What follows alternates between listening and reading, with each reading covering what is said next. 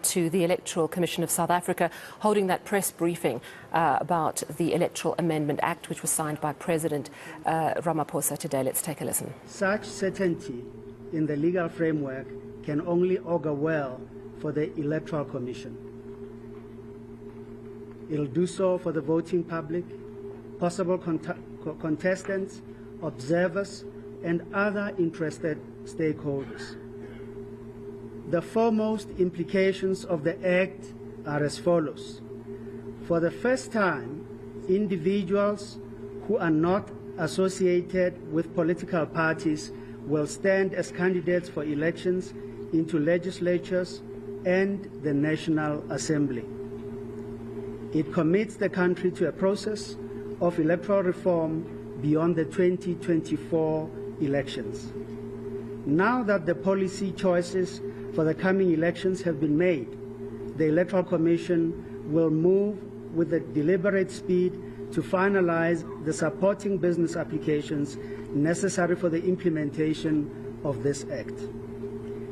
These include, among others, 1. The rewriting of the candidate nomination system to facilitate the participation of independent candidates and unrepresented political parties, together with a portal to enable candidates to capture the details of voters who support their candidature. 2. Redeveloping the result system to facilitate the recordal of votes cast in favor of independent candidates and translating this into seats where the relevant threshold is met. 3. Updating platforms and mechanisms of liaison with parties to also include independent candidates. 4. Reviewing the political party funding legislation in order to include funding of elected independents. 5. To ensure enactment of consequential amendments and regulations to enable the realization of the objects of the Act. The Commission has now approved an integrated chart of electoral milestones which contains all activities and timelines that underpin preparations for the 2024 national and provincial elections. In this regard, the Commission wishes to highlight the following. Independent candidates. The Act determines that the participation of independent candidates has to take place on the following basis. 1. An independent candidate may be nominated to contest in one or more regions, but may only be elected to one seat in the National Assembly. 2. An independent candidate may only be nominated to stand in a provincial legislature in a province in which they are registered. 3. An independent candidate may only be a member of either the National Assembly or a provincial legislature. A prescribed declaration confirming that the candidate has submitted names, identity numbers, and signatures of voters who support his or her candidature will be required. And this will be in relation to the election of the National Assembly. The names must equal 15% of the number of votes required to obtain a seat for that region in the preceding election if contesting only one region. 2. 15% of the highest quotas in the preceding election if that candidate intends to contest in more than one region. Whether 15% of the highest of quotas is not achieved, that independent candidate may only contest in the region or regions as determined by the next highest quota met. In relation to a provincial legislature, 15% of the votes required to obtain a seat in the preceding election in respect of that province. Further requirements include candidates must pay a prescribed deposit. Deposits paid by independent candidates may be different from those paid by political parties. Candidates must undertake to be bound by the Electoral Code of Conduct. Candidates must sign a declaration that they are not disqualified in terms of the Constitution to stand as candidates. In respect of provincial elections, candidates must sign a declaration that they are registered in that province where they are contesting. Registered political parties that do not have seats in any legislature or the National Assembly will have to meet the same 15% quota requirement and also pay a deposit. The quota for the various regions and provincial legislatures is illustrated in a table that I will read out to you. When we look at the signature requirements for the regions, and we look at the Eastern Cape region, the quota was 77,713, and 15% of that will be required in 2024 will be 11,656. For the Free State, the quota was 75,602. It will be 15% of that will be 11,340. For Gauteng, the quota was 92,601. 15% of that will be 13,890. For KwaZulu-Natal, the quota was 86,967. 15% of that will be 13,046. For Limpopo, the quota was 75,529. 15% of that will be 11,329. For Mpumalanga, the quota was 79,499. 15% of that will be 11,924. For the Northwest Province, the quota was 71,016. 15% of that will be 10,652.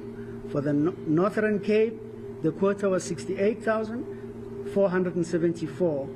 15% of that will be 10,271. And for the Western Cape, the quota was 88,008.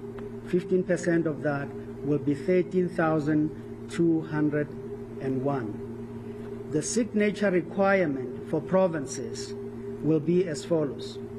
For the Eastern Cape province, the quota was 30,847. 15% of that will be 4,627. For the Free State, the quota was 28,571. 15% of that would be 4,285. For the Free State, for the Gauteng province, the quota was 58,378, and 15% of that will be 8,756.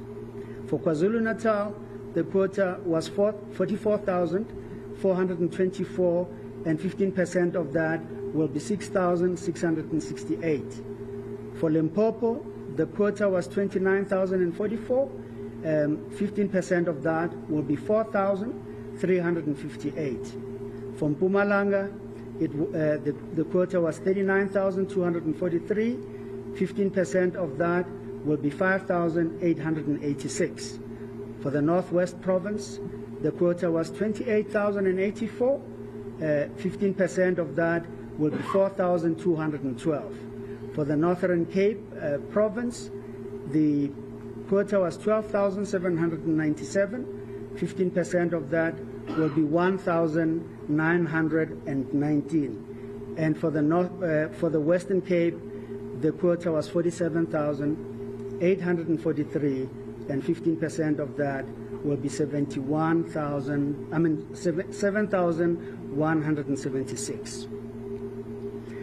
In respect of the ballot papers, the participation of independent candidates in elections of the National Assembly as a consequence of the signed law has the following noteworthy implications. First, the amended Act provides for an additional ballot paper in the election of the National Assembly, thereby offering voters a non-binary choice of either a party or an independent. The effect of this is that the regional and compensatory ballots are separate. In other words, two ballots instead of a single ballot, as was previously the case. The regional ballot for the National Assembly includes parties and independent candidates. I think this is important. The regional ballot for the National Assembly includes parties and independent candidates. The other national ballot contains only parties in order to restore proportionality. The ballots for the regional seats in the National Assembly will be regional specific in a manner similar to the provincial legislature ballots. The introduction of the second ballot for the election of the National Assembly results in an increased number of ballot papers to be printed without the corresponding increase in the timelines. Thus, the ballot printing window remains an immutable 28 days. The number of ballot papers for provincial legislatures remains unchanged at one ballot per province. This will contain the names of parties and independent candidates.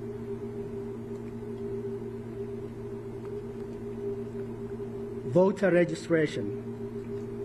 Ahead of each election, the Electoral Commission undertakes registration drives to register new voters and to enable already registered voters to inspect, where necessary, update their registration details.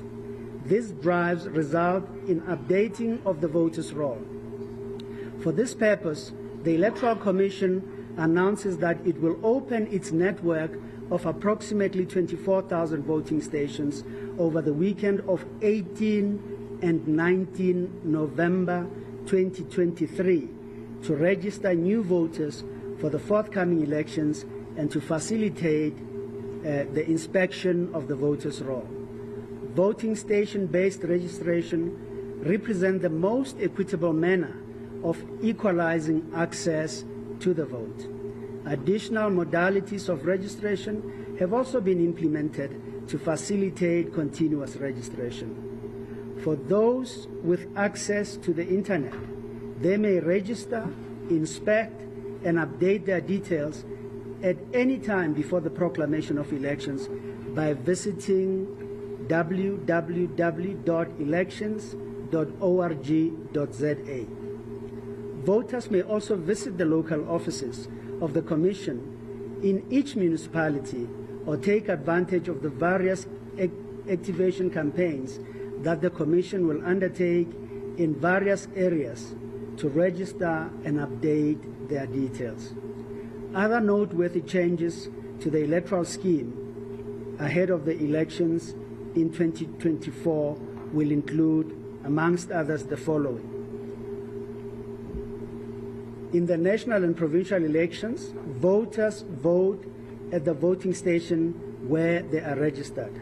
However, the Electoral Act had provided for an exception.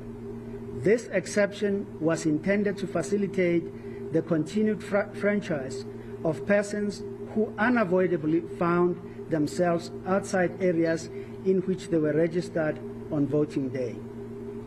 However, over time, this well-meaning provision has been misused in a manner that may imperil improper administration of elections and create perceptions that some voters are able to vote more times than they are entitled to. The new framework now provides that those who, for unavoidable reasons, are likely to find themselves outside of their voting station of registration must give prior notice of their intention to vote at a different voting station. The Commission reiterates that with the assent of the bill, certainty has now been created in the planning framework for the 2024 national and provincial elections. Our time is short, and we cannot afford any delay. Any electoral stakeholders, in fact, all electoral stakeholders, are asked to start their preparations in order to avoid missing this immutable electoral timelines. I thank you indeed. Thank you very much, Mr. President. At this point in time, I'm going to invite any questions, comments from members of the media. Please introduce yourself by name and the organization from which you come. Thank you very much, sir. Go ahead.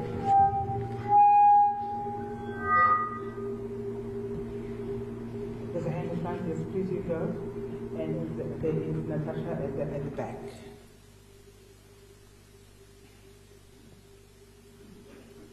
Is there a microphone? It's fine.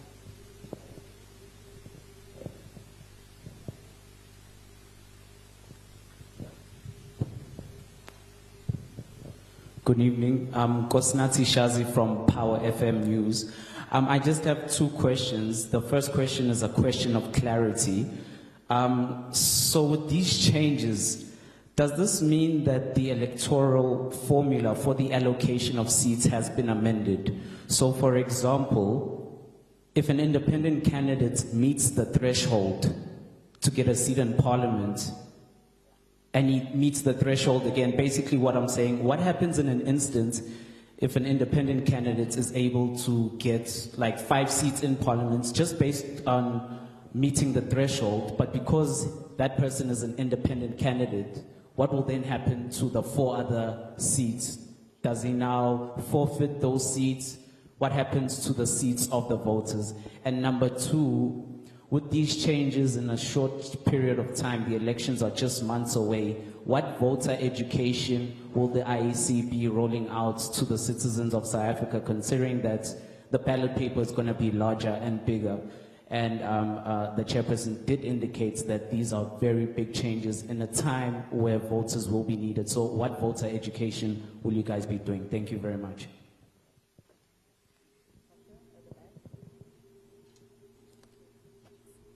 It's Natasha from SABC News. Audible. Okay, sorry. And Dr. you just stressed on the issue of time. I mean, how important is it? Because you talk about additional ballot papers. It's a lot of work. Does the IEC have its work cut out? Also, in a statement released by the presidency today, they had said that the Amendment Act requires the Minister of Home Affairs to establish the Electoral Reform Consultation Panel. Will IEC officials be part of that panel? Can you hear me now? Oh yes. Okay, let me just repeat that. So there was, in a statement by the presidency, they said that the Amendment Act requires the Minister of Home Affairs to establish an Electoral Reform Consultation Panel. Will officials of the IEC be part of that panel? What inputs will you be making? And just perhaps a follow-up on your online voter registration campaign that you launched earlier on this year. How's that going? How many people have registered to vote so far? Yeah, thank you.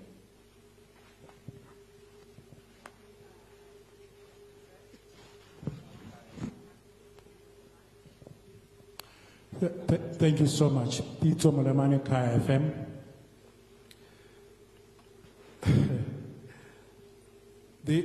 I'm not sure whether the IEC is still facing budget cuts.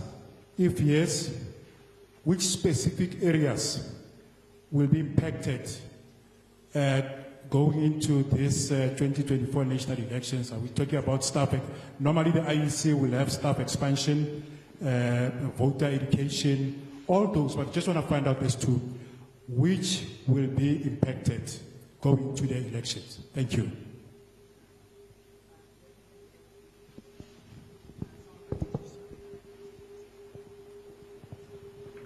Oliver, do you want to go first? Thank you very much. The questions you have put before us we'll share here. The allocation of seats in terms of the legislatures does not necessarily increase because we have new independents and new parties.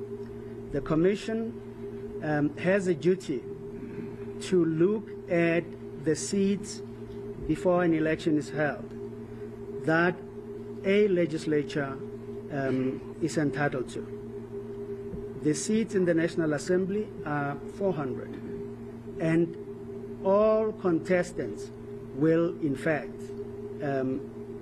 be allocated or will be contesting for those seats. In terms of candidates, independent candidates who are popular, let me say, who muster more than the quota required for one seat, there are only one person. They will be entitled to only one seat.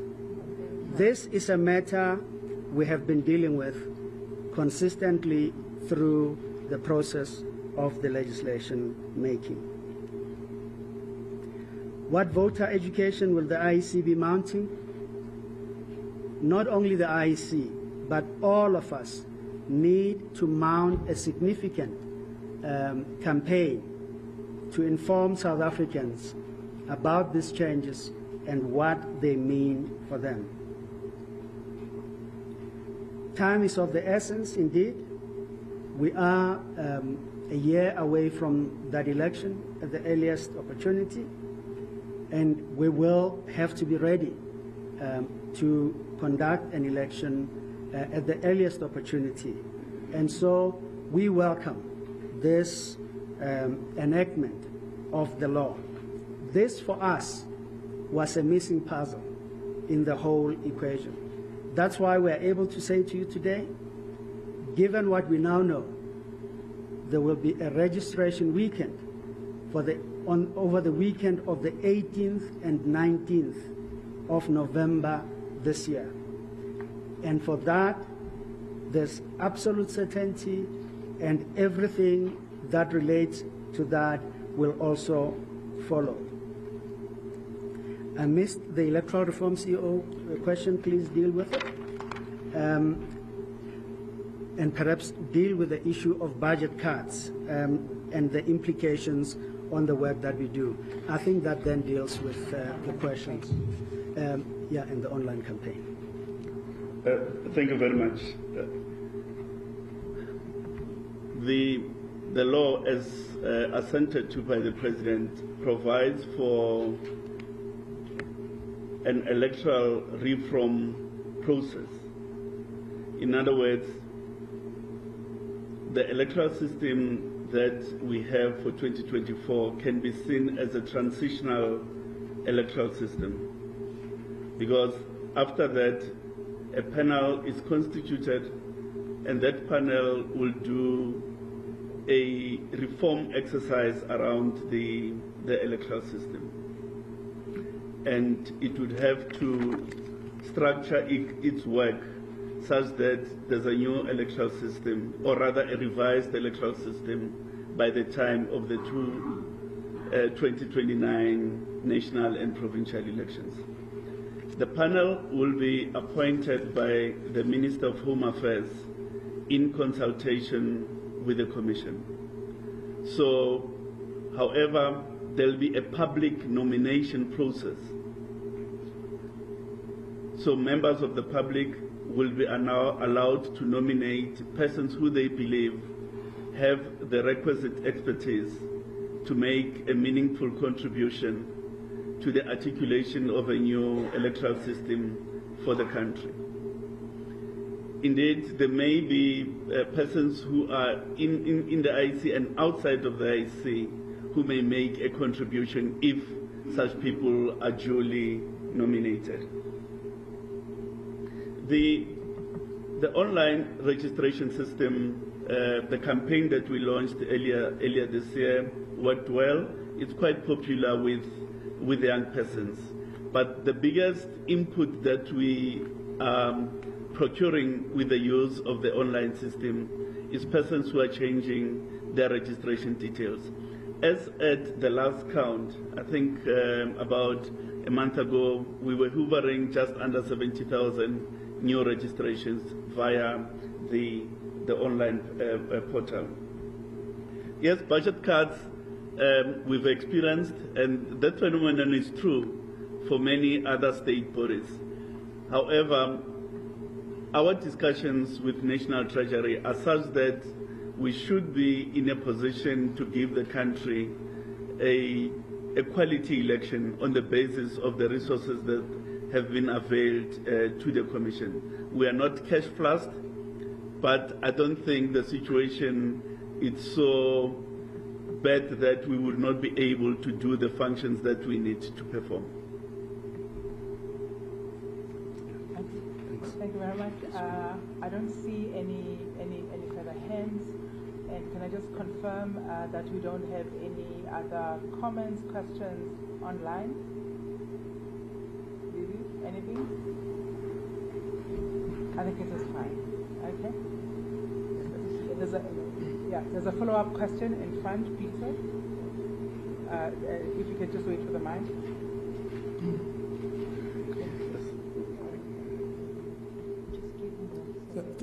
Thank you so much.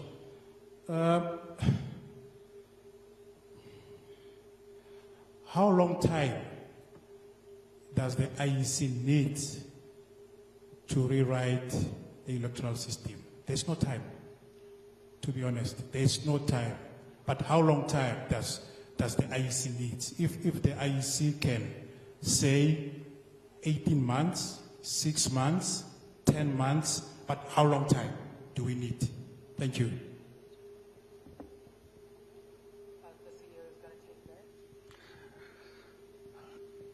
The electoral system has now been institutionalized into law.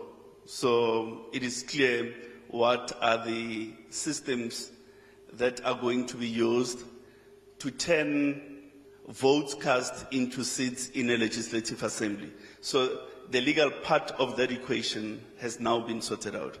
What remains for the IEC to do is to build business applications that will give practical effect to what the law provides. We have already indicated in December last year that we are commencing with the process of rewriting those business applications. And we did so on risk because of the realization that if we were to wait, we probably would have run out of time. So we took risk and proceeded to start work on the business applications even when the law had not been signed. So we've made some headway in that regard because we think that a responsible commission needed to start working even absent a signed and assented to bill. It doesn't take away the fact that there are pressure points from a timing perspective, which is why the chair was saying we've already established our integrated chart of milestones to guide the work that we need to do leading up to the elections in 2024. Time is of the essence, but if no major headways come our way, we should be able to give the country a decent election in 2024.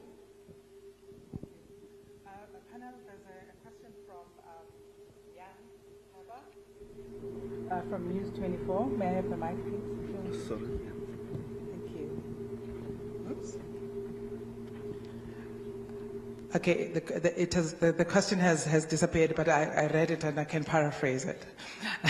This is how it goes. There is indication from civil society that they are planning to challenge the law, the bill that has been signed into law.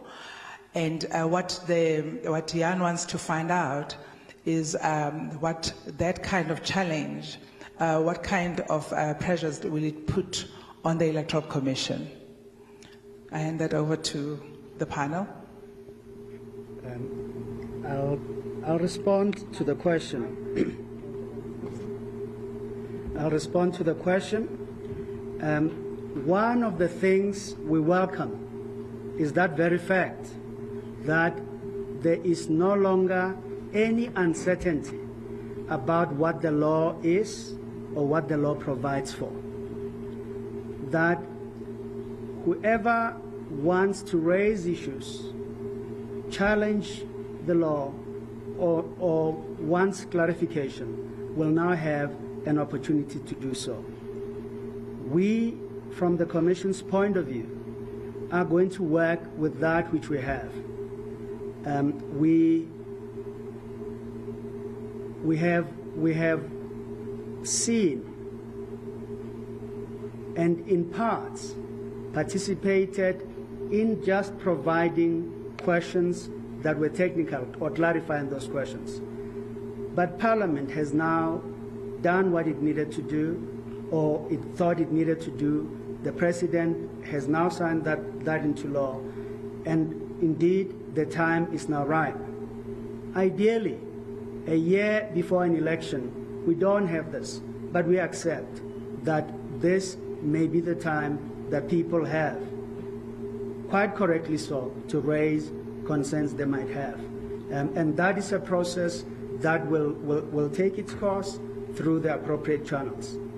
To the extent that the Constitution is clear that we need to conduct an election within or a period of time after the expiry of the National Assembly and provincial legislatures, that is where we are required to be ready to deal with the matter. I don't know if my colleagues want to add, but that certainly is part of the certainty that we believe everyone needed, and now we have.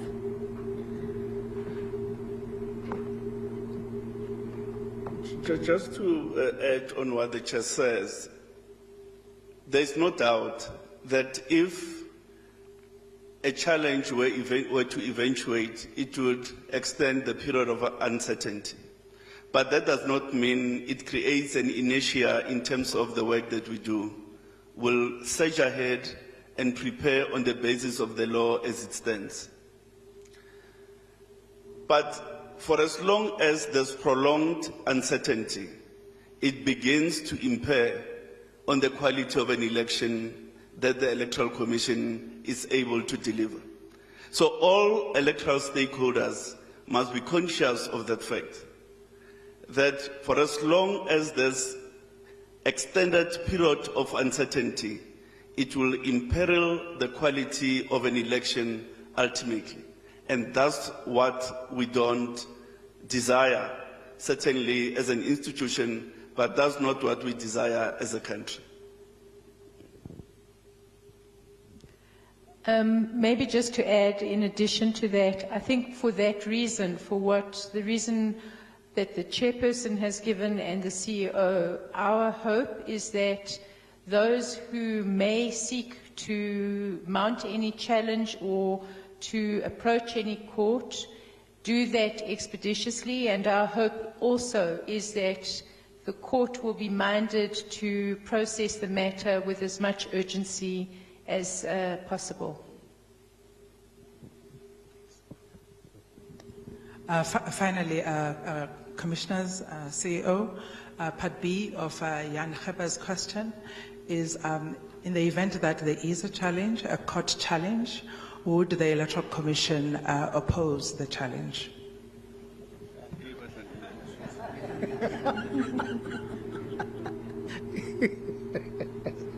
The Electoral Commission will consider the papers and make a decision at that point.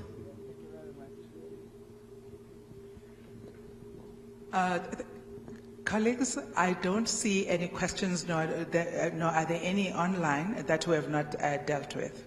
I think it remains for us as the Electoral Commission to thank the media for showing up today. Herein begins a process that the Electoral Commission cannot fulfill without your assistance as the media. If the message has to go out to people, we need the far-reaching arms and the far-reaching feet of the media to help us get the message across and to get it to people as clearly as possible and as often as it is possible. It is only the media that can give us that kind of reach. So the job begins now to do a couple of things to help people understand what has just happened, to understand the text of the law itself, and make sure that people understand the law as it is, as opposed to what people think it might be, and to help the country walk through these long months that are going to come. As for us as the Electoral Commission, we are used to your very generous support of the media. We would not be able to do the job that we do without you. So we thank you for coming today. And what this means is that we're going to see you much often than we have in the past few months. You know we need you, and I'm sure you need us too. Have a good evening, and thank you so much for coming. And thank you to the panelists. It's a wrap. Thank you very much.